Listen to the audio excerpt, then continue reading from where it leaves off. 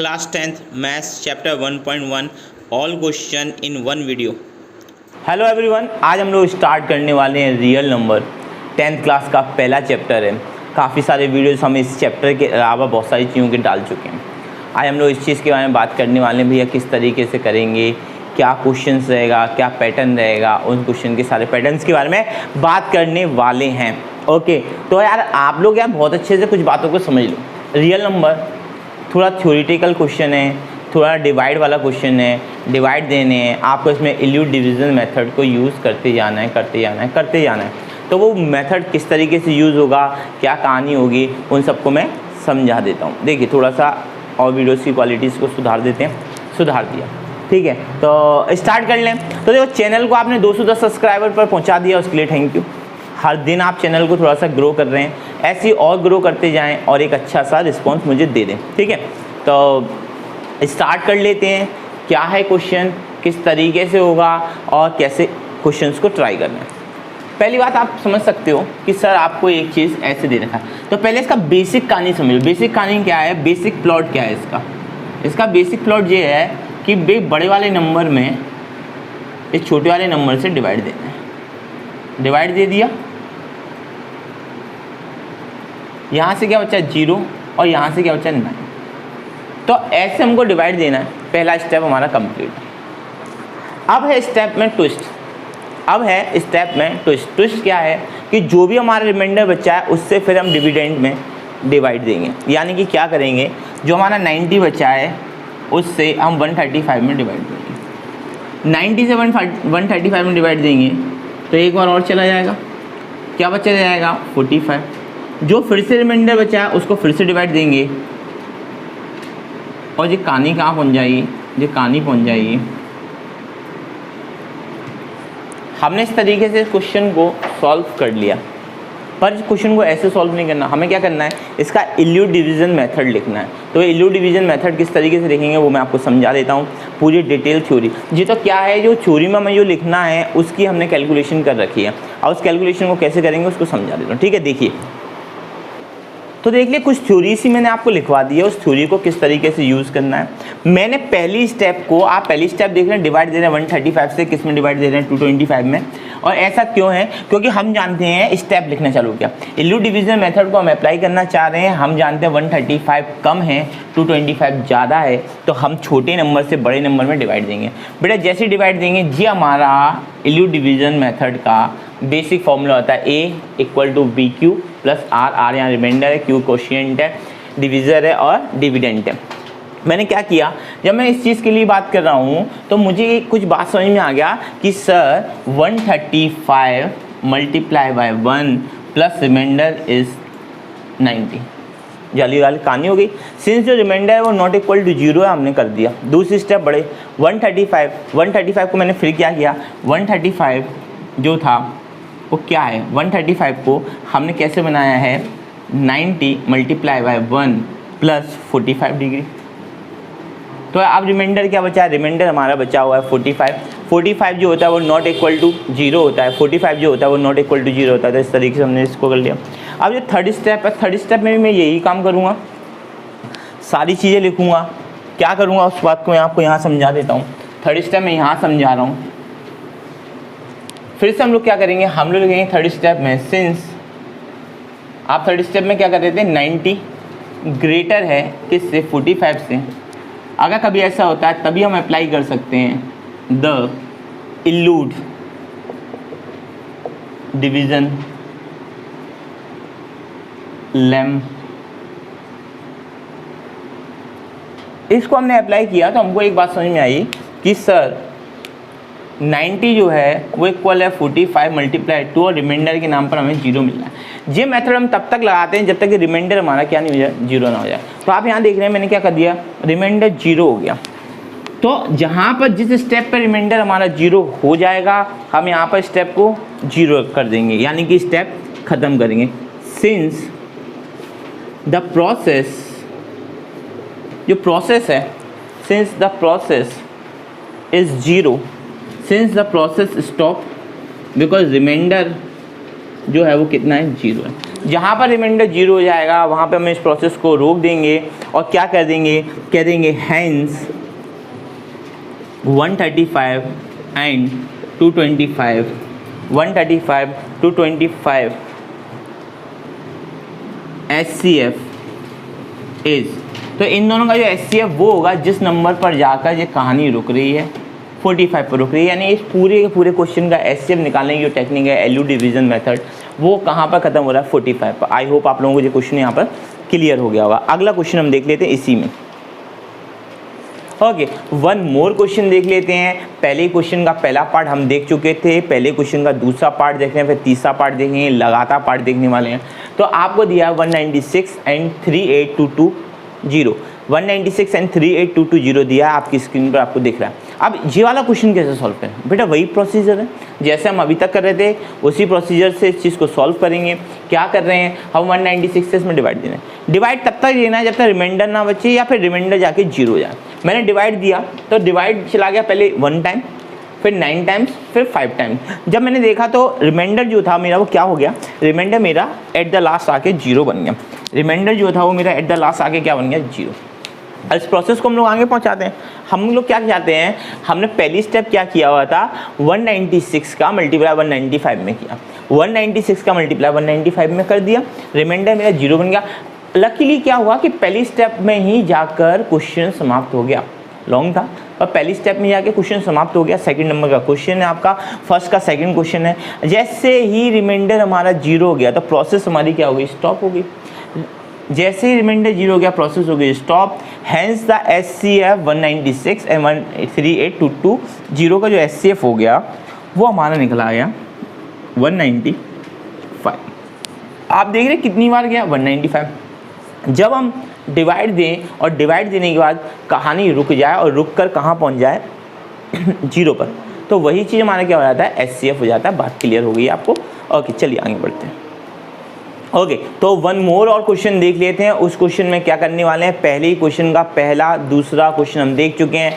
अब मैं बात कर रहा हूँ तीसरे क्वेश्चन की। तीसरे क्वेश्चन में क्या है, 867 एंड 255।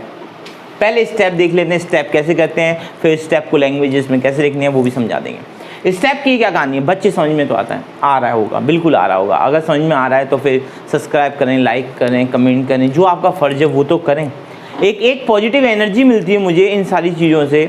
जैसे कि आप सब्सक्राइब करते हैं, लाइक करते हैं और लोगों को वीडियो शेयर करते हैं तो उनके काम आते हैं। एग्ज़ाम्स आने वाले हैं, आपको पता है एग्ज़ाम्स आने वाले हैं, तो एग्ज़ाम्स आने वाले हैं, ये चैप्टर पूछेगा, पहला चैप्टर तो पूछेगा ही पूछेगा। तो पहले चैप्टर को कैसे करते हैं, क्या करते हैं, वो सब सिखा रहा हूँ। 867 एंड 225 डिवाइड देना है। 255 से डिवाइड दिया, 3 बार गया, फिर रिमाइंडर 102 बच गया। रिमाइंडर अभी भी 0 के इक्वल नहीं आया तो हमने दोबारा स्टेप किया, 102 को 255 से डिवाइड दिया तो भैया 40 स्टेप भी हमारी कितनी बार चलेगी, 2 बार चलेगी। ओके फिर 51 बचा है, 102 से डिवाइड दिया 2 बार, फिर चला गया। और एट द लास्ट 51 से डिवाइड देने पर ये जो इक्वेशन है वो पूरी तरह से क्या हो गई, 0 हो गई। बात समझ में आती। आगे बढ़ा मैं, आगे बढ़ने के बाद मैंने क्या किया, इस स्टेप को लिखा, पहले 40 स्टेप लिखी। 867 ग्रेटर है 255 से लिख दिया। एलयू डिवीज़न मेथड लगाएंगे, A = BQ + R लगा देंगे। हमने इस तरीके से जो भी काम किया हुआ था। 255 देखो ये 55 है तो 255 को मैंने क्या कर दिया, मल्टीप्लाई 3 कर दिया प्लस रिमाइंडर 102। 102 जो है वो 0 के इक्वल तो है नहीं है, 102 जो है वो 0 के इक्वल नहीं है, 0 के इक्वल नहीं है तो हम क्या करेंगे, दोबारा प्रोसेस पहुँचाएंगे। तो दोबारा प्रोसेस में 102 हमने देखा है 225 से, फिर से 225 लिखा है, 255 से 102 बड़ा है, हमने दोबारा डिवाइड दिया, रिमाइंडर हमारा बचा 51। बात ठीक है, यहाँ पर मैंने बिल्कुल करेक्टली लिखा हुआ है, यहाँ पर 225 हो गया।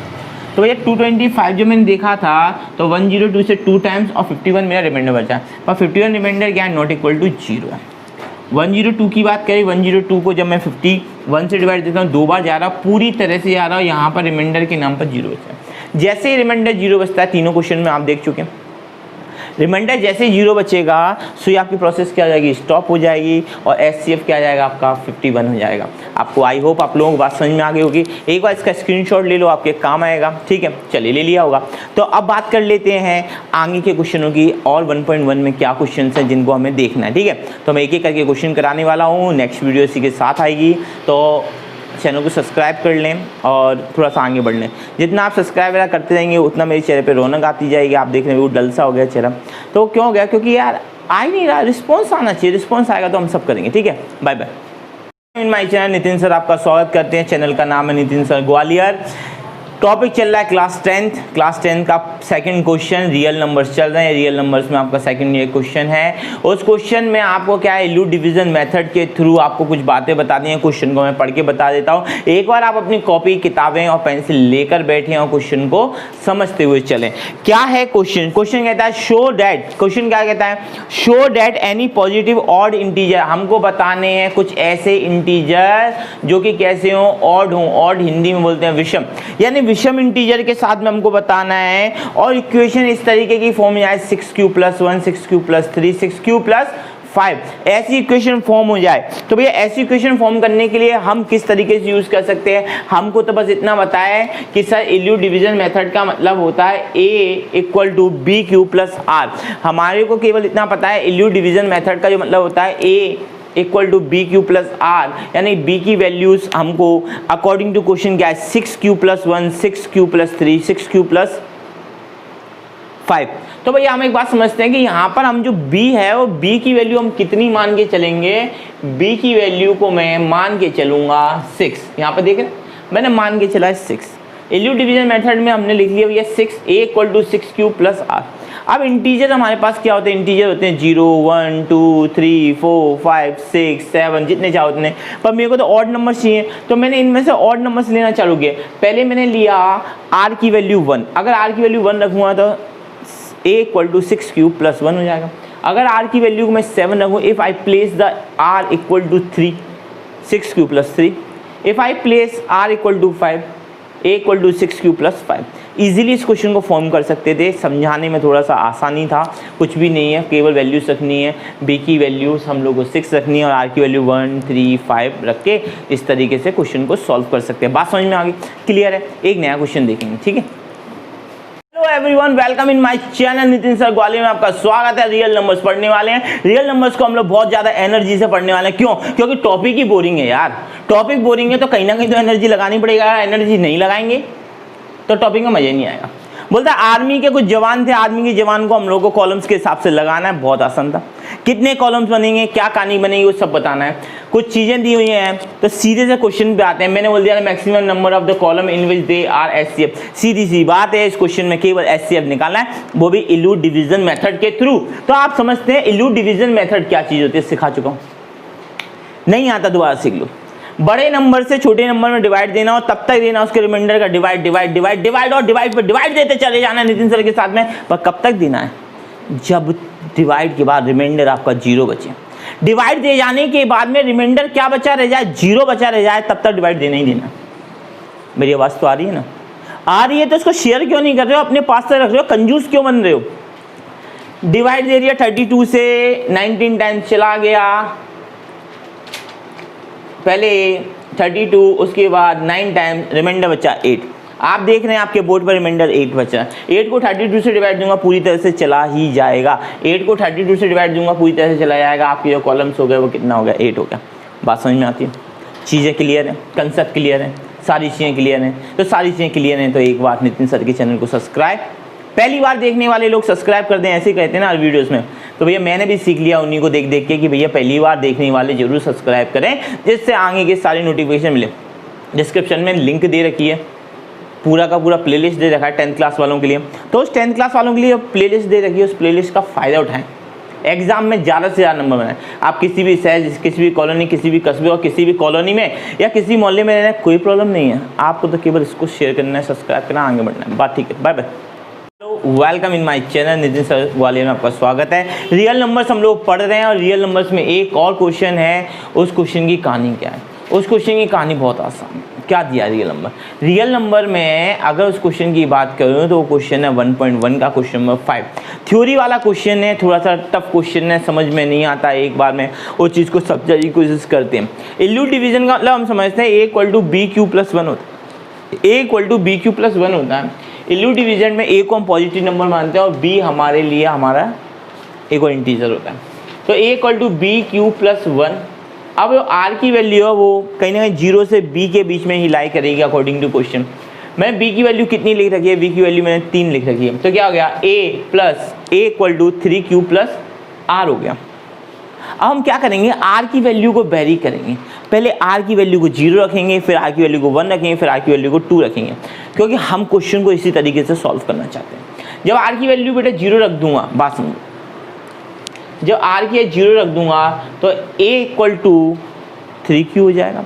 आर की 0 रख दूंगा तो a इक्वल टू क्या हो जाएगा 3q। अब 3q का बेटा अगर मैंने क्यूब किया तो a cube equal to 3q का क्यूब, तो 3 का क्यूब करूँगा तो 27 होता है और q का क्यू स्क्वायर। अब यहाँ पर मैंने क्या किया है, यहाँ पर मैंने इसमें से 3 कॉमन निकाला है। कॉमन निकालने के बाद अंदर बच जाएगा 3q का क्यूब, जो भी बचा है उसको मैंने क्या मान लिया m मान लिया। यहाँ पर लिखा है where 3q cube is 9m। तो पहली कंडीशन मैंने फॉलो कर दी। सेकंड कंडीशन पे चलते हैं। अब मैं आर की क्या रख रहा हूँ 1 रख रहा हूँ, तो a equal to 3q plus 1 रख लिया, फिर 1 का भी मैंने क्यूब किया तो बेटा ये कहीं ना कहीं a प्लस b का क्यूब बन गया। तो उसका फॉर्मूला होता है a cube plus 3a square b plus 3a b square plus b cube. तो भैया इसको a मान रखा था, a लिख दिया, इसको 3ab मान लिया है। इस तरीके से मैं यहाँ फॉर्मूले को पुट कर दिया। जब फॉर्मूले को खोलूँगा तो इस तरीके से हो जाएगा। फिर मैंने केवल इतने में से मैंने क्या किया 9 को कॉमन निकाल दिया। जब 9 कॉमन निकालूंगा तो इतनी वैल्यू को मैंने क्या मान रखा है, इसको m मान रखा है। तो जो वाली कहानी क्या होगा, 9m प्लस 1। ऐसे सेम यहाँ पर किया। अब r की वैल्यू में 2 रख रहा हूँ, 2 को भी मैंने बिल्कुल अच्छे से ओपन कर लिया। ओपन करने के बाद कहानी क्या हुई, जो ये कहानी है इसमें से मैंने 9 कॉमन निकाल लिया। 9 कॉमन निकालने के बाद क्या हो गया 9m प्लस 8, यानी कि ये वैल्यूज़ और ये क्वेश्चन यहाँ पर हमने प्रूव कर दिया। किस तरीके से होगा, क्या होगा, सारी चीज़ें हम लोगों ने प्रूव कर दी। तो क्वेश्चन को यहीं रोकते हैं और समझ लेते हैं। चलो ठीक है, बाय बाय।